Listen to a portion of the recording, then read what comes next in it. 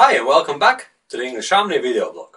Today I'm going to continue with the last episode's topic about how to manage situations when you're kind of stuck when asked something in English.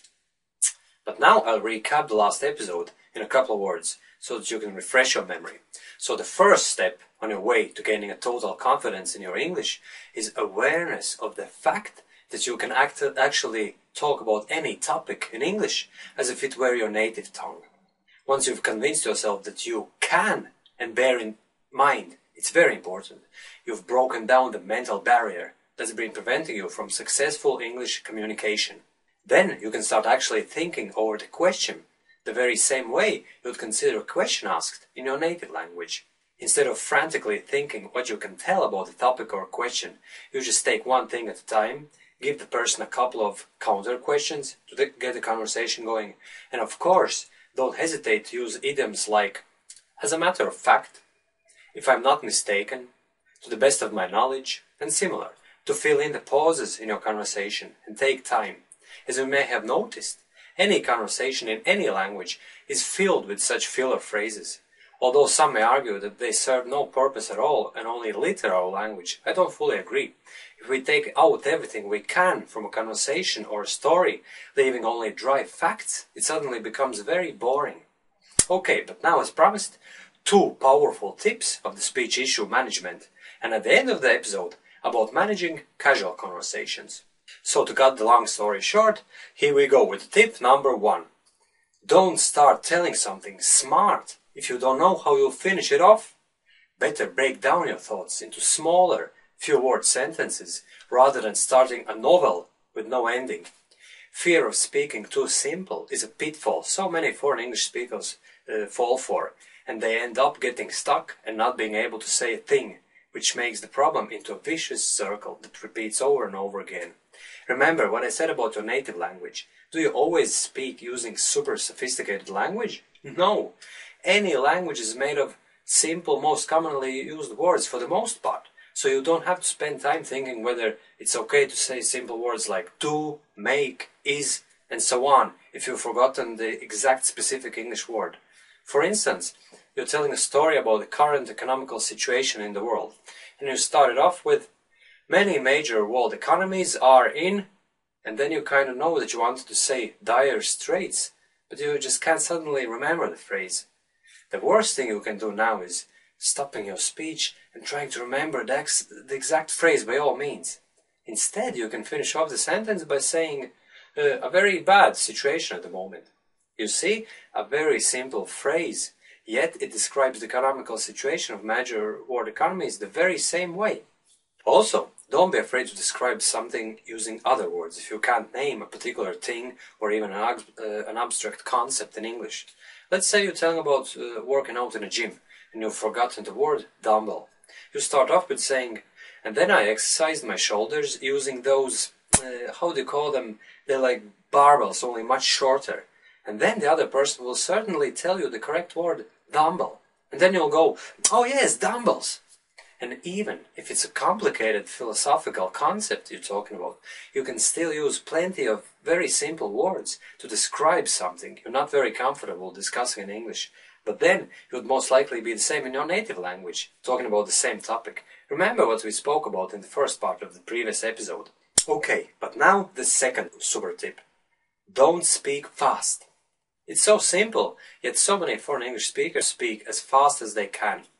And this factor is a great contributor to the English fluency issue, whereby the foreign English speaker stands with his mouth shut and mind racing and unable to say anything.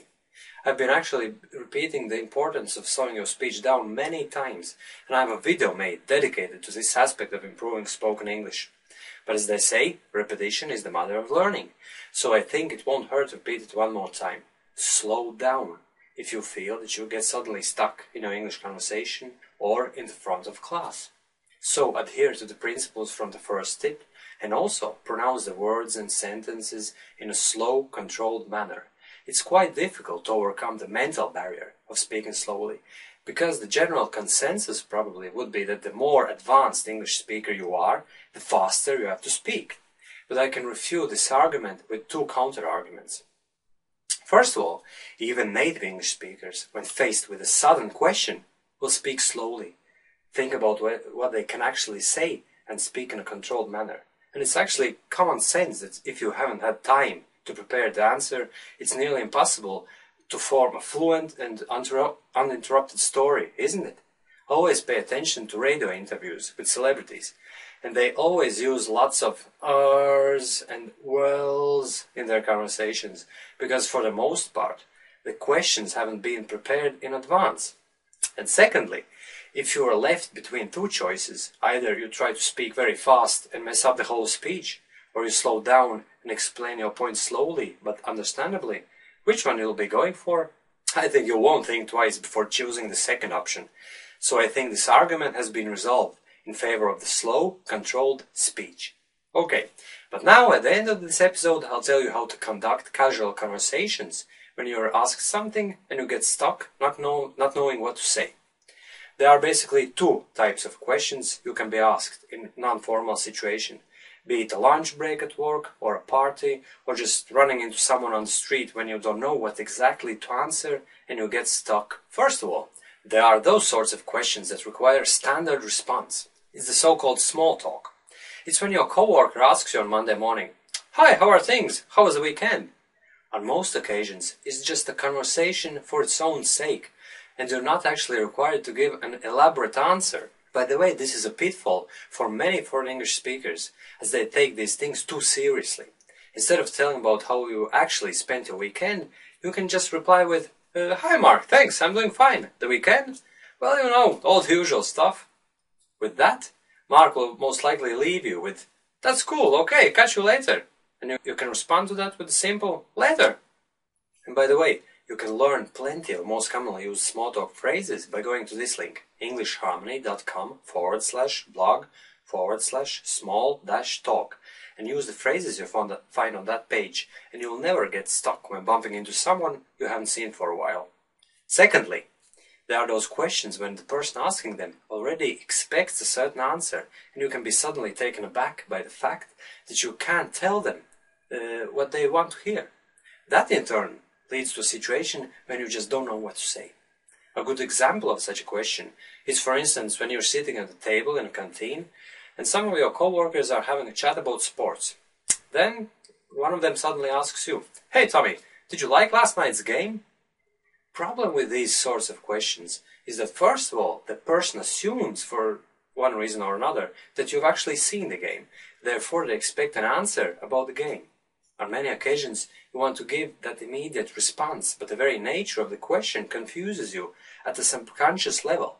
So instead of saying something, you can start stuttering, and your response would be something like, I don't know. The resolution to this issue is that you have to answer such questions from your own perspective, not from the other person's. So a very obvious and simple answer to the previous question would be a simple, "Well, I didn't watch it." Simple as that.